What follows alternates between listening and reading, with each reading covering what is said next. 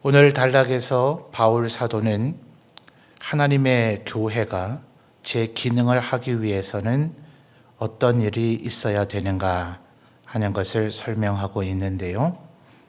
8절 말씀을 보면 시편 68편의 말씀을 인용하고 있습니다. 오늘 우리가 8절에서 읽는 이 표현과 조금의 차이가 좀 있기 때문에 시편을 한번 찾아볼 필요가 있겠습니다. 시편 68편 18절을 같이 한번 보죠.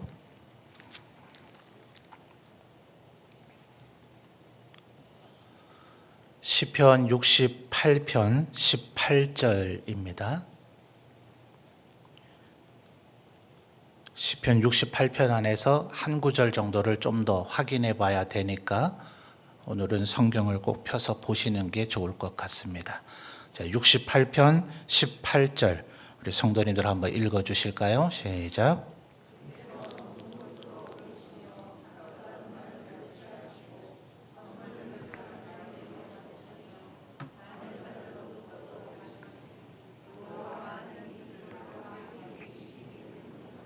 아멘. 자, 오늘 읽은 시편 68편은 1절 앞에 표제를 보시면 다윗의 시입니다. 지금 다윗이 하나님께서 모든 악한 자들과의 관계 속에서 승리하셨다. 대표적인 게 이스라엘 백성들을 출애굽시키는 과정에서 애굽에서 신이라고 주장하는 모든 것들이 하나님 손에 지배당하고 있는 피조물에 불과함을 10가지 재앙을 통해서 보여주셨죠. 그리고 홍해에서 바로의 군대를 수장시키셨고, 또 광야에서 아말렉을 도말하시고, 또 모압도 치시고, 그리고 요단강 동쪽에서 아모리 왕 시온과 옥을 전멸시키시는 일들을 행하셨죠.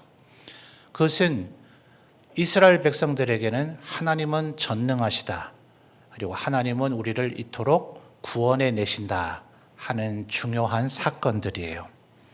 그래서 시편을 보시면 비단 이 68편뿐 아니라 지금 제가 말씀드린 몇 가지 사건은 구약의 아주 중대한 몇몇 사건들 아닙니까? 그것들을 가지고 하나님의 위대하심, 또 하나님께서 우리를 얼마나 사랑하시는지를 노래하는 시편이 제법 많습니다. 자, 그래서 지금 하나님에 대해서 다윗이 찬양을 하고 있는데 실제로 하나님께서 이렇게 하시지는 않으셨겠죠. 왜냐하면 다윗이나 우리나 하나님이 실제로 어떻게 행하셨는지를 우리는 다 알지 못해요. 그저 하나님께서 악한 자들을 치시고 그들에게서 승리하셨다, 요거를 알 뿐이죠. 그래서 하나님에 대해서 완벽하게 다윗도 다 알지를 못하기 때문에 그저 사람 왕들의 전쟁, 그리고 그 전쟁에서 승리한 왕이 어떻게 되는가를 가지고 지금 하나님의 위대하심을 묘사하고 있는 겁니다. 자, 이런 것을 가리켜서 신인 동형적 표현이다 이래요. 그러니까 하나님이 팔이 있으신가? 몰라요. 영적인 존재이시고 하나님의 실체를 정확히 본 인간이 없기 때문에 팔이 있으신가, 몇 개이신가, 다리가 있으신가, 다리가 몇 개이신가 우리는 모릅니다. 그러나 하나님의 위대하신 오른팔 이렇게 표현하는 것은 인간에게 빗대서 하나님의 위대하심을 표현하는 거예요. 이것을 신인 동형적 표현이다 이렇게 이야기를 합니다. 그래서 우리가 읽은 이 18절은 위대한 왕이 승리를 했다면 그 승리한 왕에게 어떻게 할까요? 전쟁의 과정이 아주 단조로워서 이 승리한 왕이 처음부터 끝까지 압도적 승리를 했다면 전쟁은 간단하겠습니다만 대부분의 전쟁은 그렇지 않죠. 비록 이기는 왕이 승리했다 하더라도 그 중간 과정의 전투에서 패배하는 일도 있고 그 과정 속에서 아군들이 사로잡혀서 적군의 포로가 되는 일도 있습니다. 더러 내 부하들이 포로가 되었다 하더라도 전쟁이 승리로 끝나고 나면 그 포로들 어떻게 될까요? 패배한 쪽에서 다 풀어줘야 되겠죠. 그리고 패배한 왕은 제발 살려달라고, 이제 내가 당신의 신하가 되겠다고 이긴 왕에게 앞에 와서 엎드려 절해야 될 겁니다. 그냥 말로만 절하면 되겠습니까? 근대에 와서는 이런 걸 전쟁 배상금이라 그러죠. 패배한 나라는 승리한 나라에게 누가 먼저 전쟁을 도발했든지 간에 전쟁을 하도록 만든 책임을 지고 모든 피해 보상을 해야 됩니다. 그래서 18절을 보면 이 이긴 왕은 옛날 우리나라 청나라에게 패배해서 인조가 삼전도의 높은 대위에 있는 청나라 황제에게 절했다 하지 않아요? 그러니까 이긴 왕들은 주로 어디에 있을까요? 왕궁들 같은 곳에 가보시면 왕자는 전부 다 한결같이 높은 곳에 있습니다. 대부분의 왕궁들을 아예 지대 자체가, 도성 자체를 약간 높은 지대에 설치를 하고 그 성 안에서도 왕궁은 더 높은 지대의 일부로 만듭니다. 왜 그래요? 그 왕 앞에 나오는 모든 곳이 어디를 향하게 되겠습니까?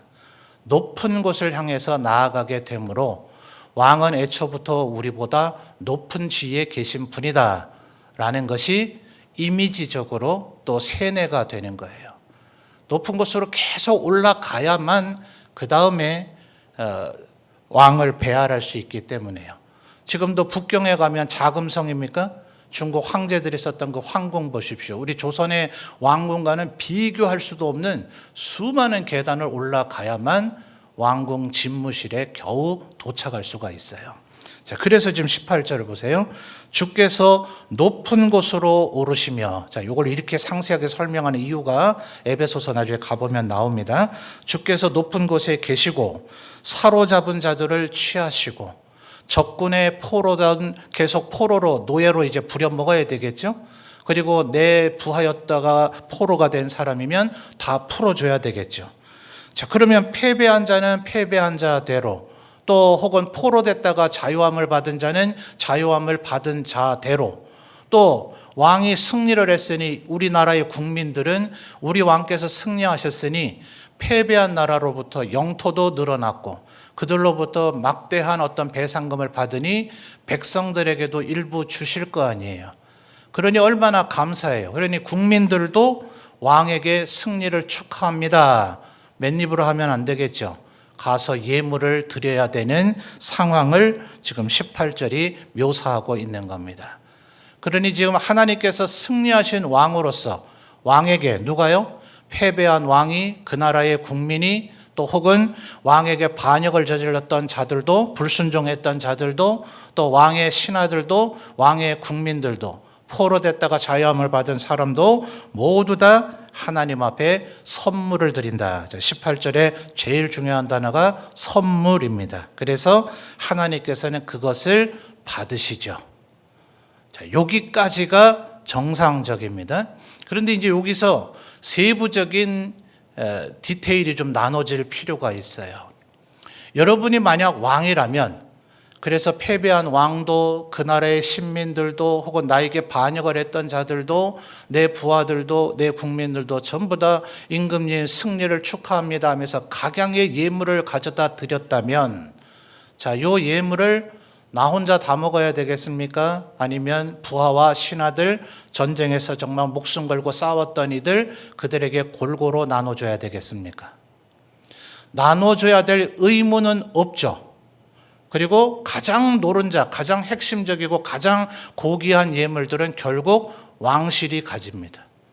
왕실의 보물 창고에 넣어놓든지, 아니면 그것을 전시하고 아주 의시되는 용어로 사용하든지, 아니면 좀 악한 왕들은 아예 탐욕이 있어서 부하들이나 군인들이 죽었든 말든, 유가족들이 생겼든 말든 왕실만 부강하게 하는 것으로 끝내버립니다.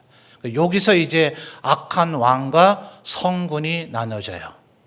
여러분, 사무엘상의 마지막 부분을 보면 다윗이 왕위에 오르기 전에 아말렉에게 약탈을 당한 적이 있었죠. 이제 블레셋 편에 가담을 해서 이스라엘과 전쟁을 해야 되는 입장으로 나아갔다가 블레셋 장군들이 이 자는 골리앗을 죽인 자인데 이 자가 우리 진영에 있다가 다시 이스라엘로 돌아가기 위해서 아기스 왕 당신을 죽이거나 이스라엘과 내통하면 우리가 어떡하냐. 이런 사람을 우리 진영에 두고는 우리 전쟁 못하겠다. 이렇게 하니 아기스 왕이 다윗에게 원래 있던 시글락으로 되돌아가라 그러죠. 그래서 되돌아오는 그 6일 사이에 시글락이 아말렉에게 약탈을 당했어요. 그래서 그 600명이 다윗을 아예 죽이려고 돌을 들어 치려고 했죠. 그때 하나님으로 말미암아 용기를 얻고 하나님께 물었습니다. 내가 만약 이 아말렉인들을 쫓아가면 이 모든 것을 되찾을 수 있겠습니까? 라고 하나님께 여쭈니 하나님께서 아내와 아이들과 재물들 모든 것 하나도 잃지 않고 되찾게 될 것이다 했는데 이미 행군을 약 6일가량 했기 때문에 부하들이 많이 지쳤습니다. 그래서 600명 중에 400명은 끝까지 가는데 200명이 중간에 뒤쳐져서 나는 도저히 못 가겠다고 했습니다. 그리고 나서 400명으로 하나님 말씀대로 완벽한 승리를 하고 돌아왔는데 그 되찾아온 것 중에는 중간에 낙오된 200명의 가족들과 200명의 재물도 있었겠죠. 그러니까 400명의 사람들이 불평을 했습니다. 우리가 목숨 걸고 싸웠으니 이 되찾은 것은 우리가 다 가져야 된다. 그때 다윗이 어떻게 했습니까? 절대 그럴 수 없다. 이 200명도 우리를 위한 함께 싸운 자들이다 하면서 이 200명과 끝까지 싸운 400명 너희가 모두 공평히 나눠야 될 것이다 라고 한 다윗의 말이 사무엘서는 말하기를 오늘까지 이스라엘의 율례가 되었다 이렇게 얘기를 합니다. 그러니까 다윗이 성군 중에 성군이죠. 그것은 목숨을 걸고 싸웠던 그 목숨의 핏값을 왕은 모든 것의 소유자죠. 나라도 백성도 재물도 다 내 것이다 하면 왕국 체제 아래서는 누가 감히 거기에 반기를 들 거예요. 거기에 반대 의견을 내미는 것 자체가 영원히 모든 게 왕이 가져도 할 말이 없는 겁니다. 그러나 정말 좋은 성군은 다 나눠주겠죠. 자, 하나님은 지금 18절에 하나님 앞에 우리가 시편 68편 18절입니다.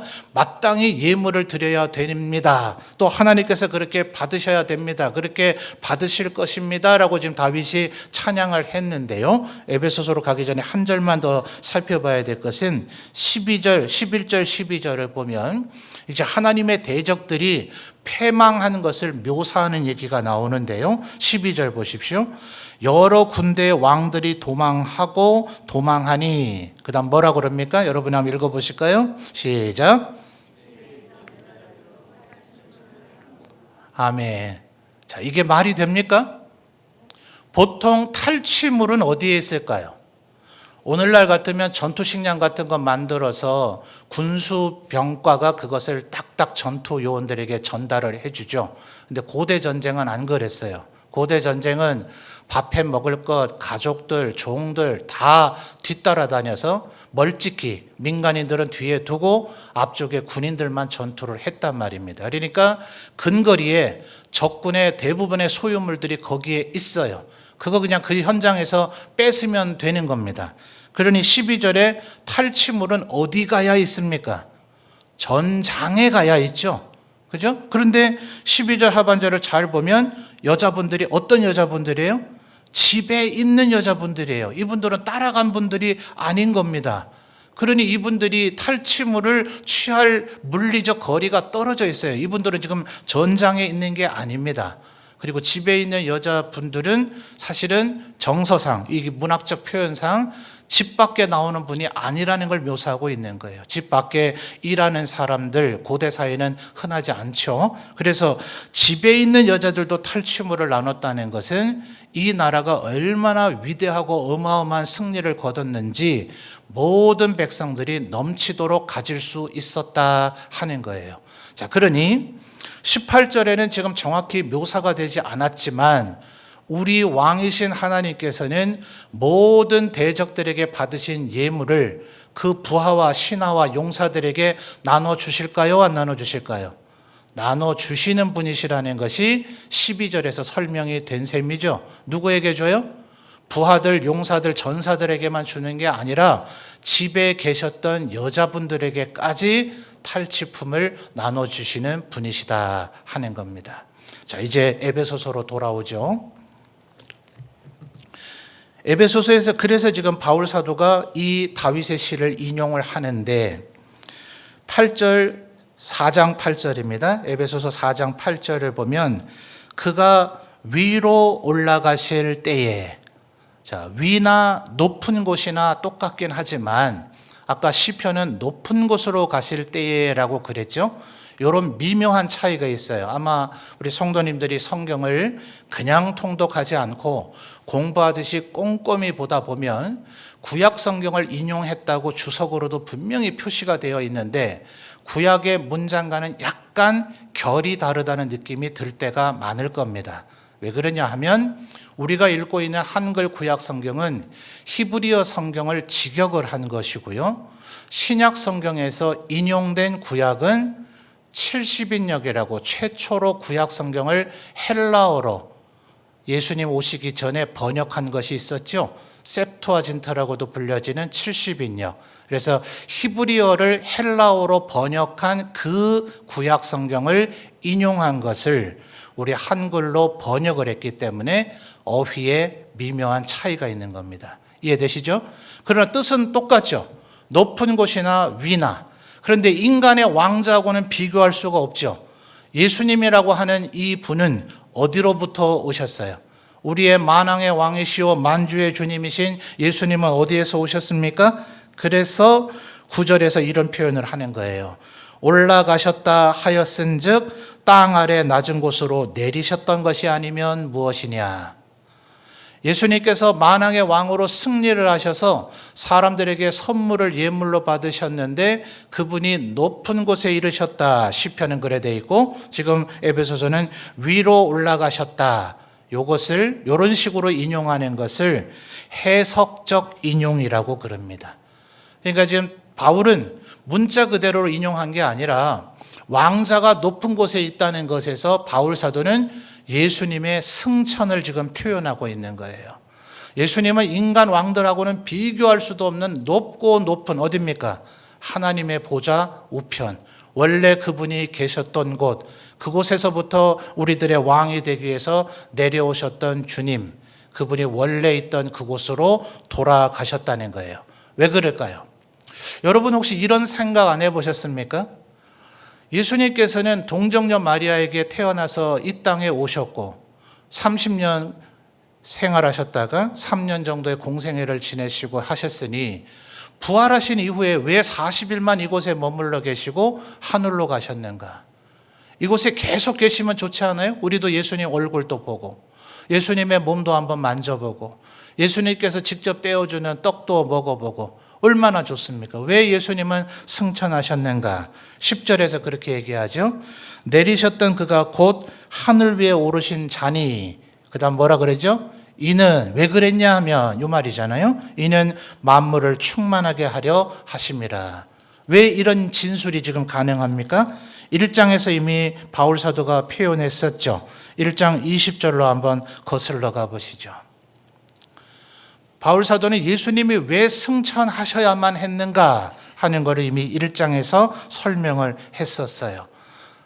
바울 사도가 기도했었죠. 1장 17절부터를 보면 지혜와 계시의 영인 성령님을 우리에게 주셔서 하나님을 밝히 알게 하시고 19절에 예수님을 통해서 우리에게 베푸신 능력이 얼마나 큰지를 너희가 밝히 알게 해주시기를 원한다 했는데 그 능력이 20절부터요. 그 능력이 그리스도 안에서 역사하사 죽은 자들 가운데서 다시 살리시고 그분을 하나님 보좌 우편에 앉히셔야 그래야 21절에 모든 통치, 권세, 능력, 주권 이 세상뿐 아니라 오는 세상에 일컫는 모든 이들이 22절에 만물이 그 발 아래 복종하게 되신단 말이에요. 그러니까 예수님이 승천하셔야만 논리적으로 그러면 예수님께서 이 땅에 오셨을 때는 마치 무슨 강등당한 것이냐? 그건 아닙니다. 그건 아니지만 예수님은 이 위에 위격을 갖고 계시죠. 하나님의 아들로 불려지셔요.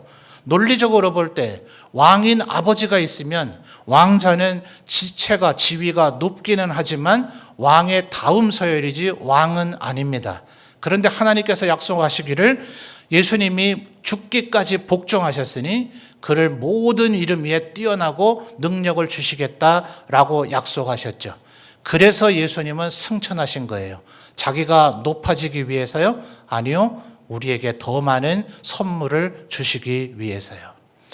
예수님은 인간 왕들과는 달리 그는 이 땅의 인간이 아니시므로 우리가 흔히 생각하는 전리품, 승리한 왕에게 가져다 드릴 선물, 전리품, 탈취품이 주님에게 필요하겠습니까? 안 하겠습니까?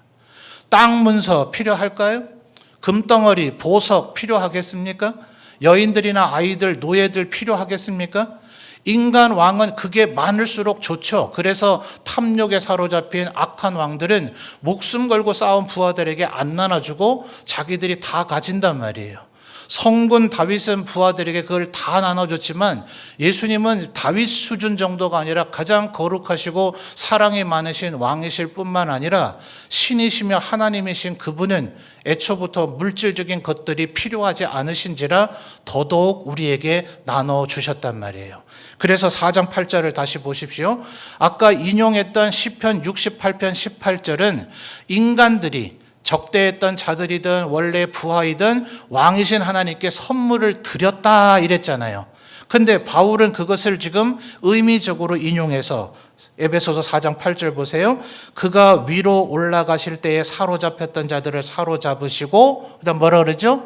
사람들에게 선물을 주셨다. 아까 12절이 이걸 보충해준다 그랬죠? 시편 68편의 12절이 하나님은 성군 중에 성군이시기 때문에 선물 받은 걸로 끝나지 않으시고 그 선물을 백성들에게 골고루 나눠주셨는데 예수님은 아예 애초부터 우리에게 선물을 나눠주셨단 말이에요. 예수님이 주신 가장 큰 선물이 뭡니까? 예수님이 우리에게 지금 선물을 주셨다고 바울 사도가 얘기해요. 그리스도의 선물인데 예수님이 우리에게 주신 선물이 뭡니까? 그분의 목숨이죠. 그분은 가장 강력한 선물을 우리에게 주셨어요. 그런데 선물이 그걸로 끝이 아니라고 바울 사도는 얘기합니다. 그래서 그리스도의 선물로 교회를 만물을 충만하게 하는 것, 10절 하반절에 만물을 충만하게 하는 것은 결국 교회였죠? 기억하십니까? 1장 다시 한번 가볼까요? 자, 1장 23절 보겠습니다. 1장 23절 읽어주세요. 시작.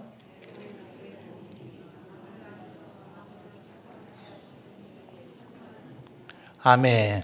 자, 그러니 지금 4장 10절에서 예수께서 내려오셨던 그곳으로 올라가신 그분의 중요한 목적 중에 하나는 바로 그분의 몸인 교회로 만물을 충만케 하는 이 일을 감당하게 하기 위함이다 하는 거예요. 그래서 예수님께서 주신 선물이 11절에 또 열거가 되어져 있는 겁니다. 그리스도의 선물 11절에 5가지가 나오죠. 뭡니까? 사도, 선지자, 복음 전하는 자, 목사, 교사. 이것이 바로 그리스도께서 하나님께서 우리에게 주신 가장 중요한 전리품 중에 하나이다 하는 거예요. 여러분, 로마 캐톨릭은 교황이 베드로의 뒤를 잇는 그리스도의 후계자다 그렇게 이야기를 했습니다.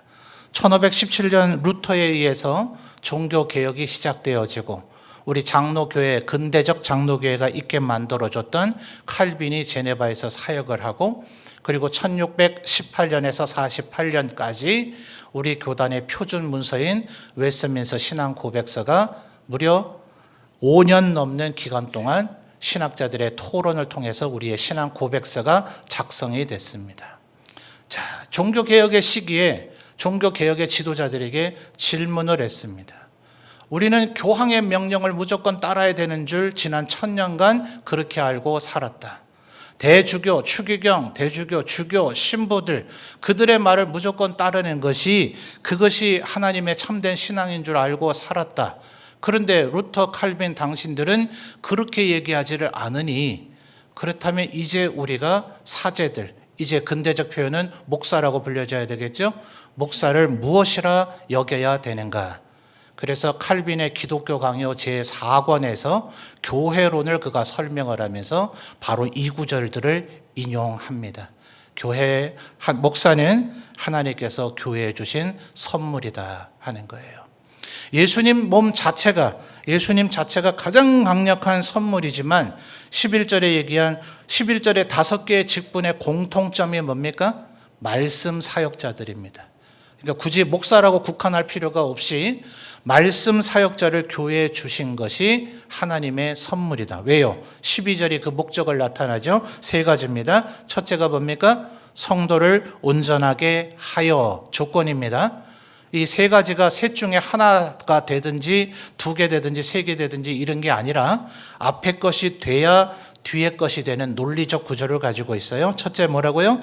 성도를 온전하게 하여. 2번째요? 봉사일을 하게 하며. 3번째요? 그리스도의 몸을 세우려 하십니다. 자, 성도를 온전하게 한다는 것이 다음 시간에 좀 더 살펴보겠습니다. 13절의 중반절에 보면 온전한 사람이라는 표현으로 그 표현이 이어지죠. 12절의 3번째인 그리스도의 몸을 세우려 한다는 것이 16절 하반절에 스스로 세운다는 표현으로 그대로 이어집니다. 말하자면 13절부터 16절까지는 12절에 대한 부연 설명이라서 이것은 다음 주일에 살펴보도록 하겠습니다. 다만 오늘 우리가 기억해야 될 것은 주님께서는 1장부터 지금 4장까지의 어떤 논리입니까? 삼위일체 하나님께서 우리 인간을 구원하려고 하셨다. 딱 한 사람만 구원한 게 아니라 수많은 하나님의 백성들을 구원하셨으니 주님의 구원은 결국 교회를 만드시는 것이었다. 그 교회는 모든 원수된 것을 무너뜨리는, 그리스도의 십자가는 원수된 그 담을 무너뜨리는 것이었다. 그리고 하나님의 그것은 결국 4장에서 얘기한 하나됨을 추구하는 것이라 그랬죠. 지난 수요일에 우리는 7가지의 하나됨을 살펴봤습니다. 그것을 원활하게 이루기 위해서 그리스도는 말씀의 사역자를 주셨다. 그래서 이 말씀의 사역자들을 보다 잘 활용하고 이것을 누리고 이들을 통해서 우리 성도들이 온전하게 되어지고 그리스도의 몸을 봉사하게 되면 그리스도의 몸을 세우게 될 것이다. 이것이 하나님이 그리스도께서 우리에게 주신 선물이다 하는 것입니다. 그래서 말씀 사역자들을 통해서 우리 성도들이 그리스도의 장성한 분량으로 자라나 하나님 앞에 영광 돌리며 또 하나님께서 스스로를 선물로 주셔서 이 땅에 이루고자 하셨던 이 교회의 사명을 잘 이루어 가시는 우리 모든 성도들이 되시기를 바랍니다.